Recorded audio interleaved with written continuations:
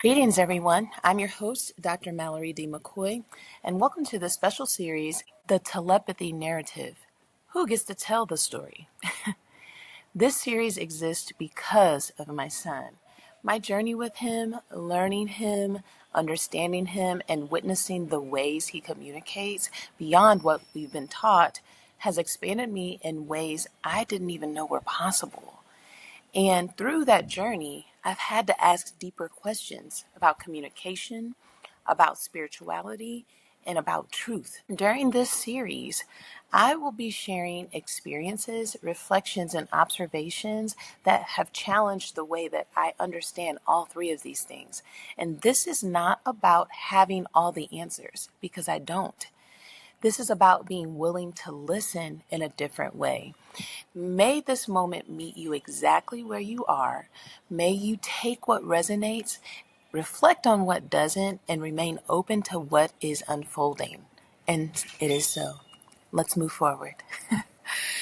Before I ever stepped into conversations about telepathic children, before I ever found myself in spaces where people were trying to define what that even means, I was living it.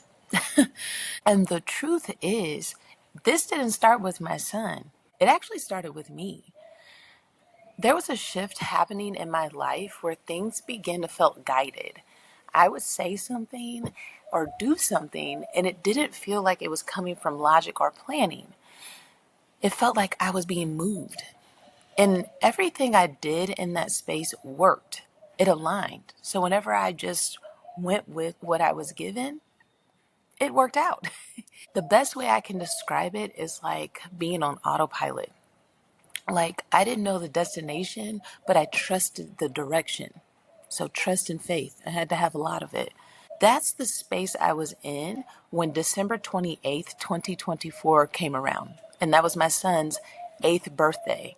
I was laying in bed preparing to write a birthday post about him on Facebook. Normally, I have to go to my notes app and construct something because I don't like misspelled words. But this particular day, the words came so effortlessly. It almost felt like I was taking dictation. There was no overthinking, no editing, no second guessing myself. And in that post, I wrote that my son primarily communicates telepathically, and I said that he would teach the world how to communicate that way again. After I posted it, I didn't question it, not even a little bit. I didn't even go back and read it. Shortly after that, a friend from college reached out to me and told me about a documentary called The Telepathy Tapes. She said the documentarian, Kai Dickens, is her friend, was involved in it, and she thought that I would resonate with the families featured in it. Before I even listened to it, something in me felt affirmed, not logically, but intuitively. So a few days after that, I put my headphones on and I was cleaning the house and I started listening. The first episode pulled me in. The second and third episode deepened my curiosity, but it was the fourth episode when they started talking about educators recognizing telepathic abilities in their students. It broke me. I literally was boohoo crying because I was having very similar experiences and very similar moments with my son. And that's when things begin to click for me. When I spoke about his telepathic abilities around him, he responded, not with words, but with presence, with engagement, with what felt like recognition.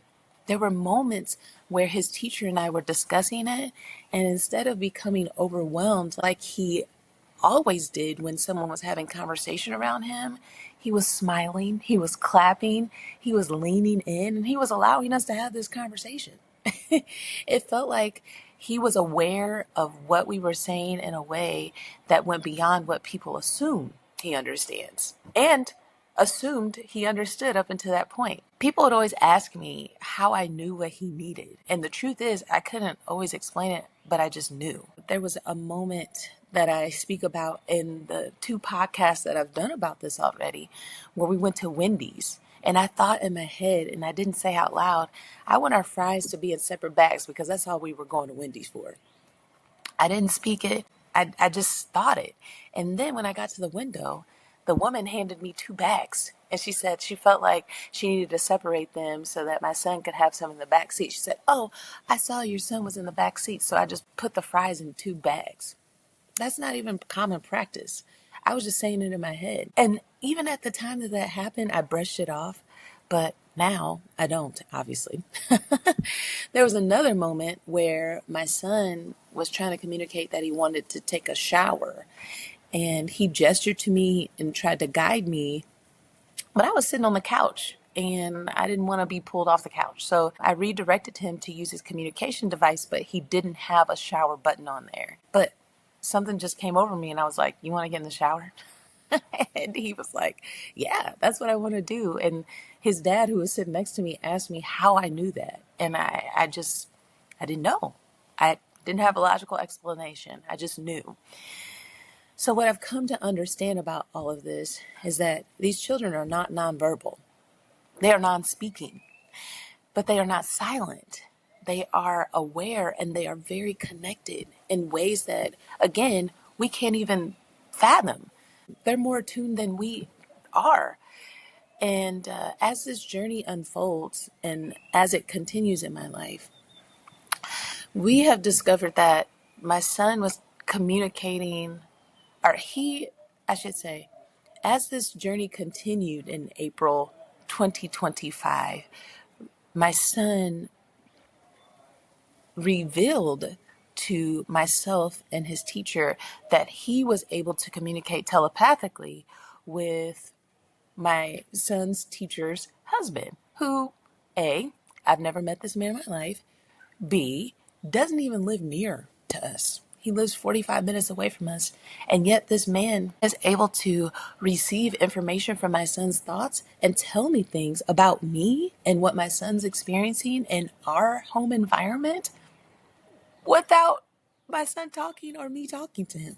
So this experience with him has expanded everything for me. And like I said, I told this story twice. Well, I told 2 different stories in 2 different ways on podcast I released in April of 2025.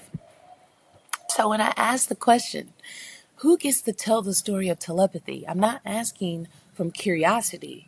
I'm asking from lived experience, from witnessing, from learning directly from my son, and from what I just experienced when I went to Arizona. And I'll talk about that in my later podcast. This is just the beginning, because once you see something like this, you can't unsee it. You can't ignore it. You can't be like, la, la, la, la, la, and like it doesn't exist. And then you also begin to notice how it's being interpreted for others to be aware to this phenomena of telepathy. And that's really where the conversation begins. And the questions become, are these just coincidences, or is someone or something actually guiding the experience? In the next episode, I'm going to walk you through what happened when I followed that guidance to Arizona and how a series of encounters that I had there began to unfold in ways that I just couldn't ignore.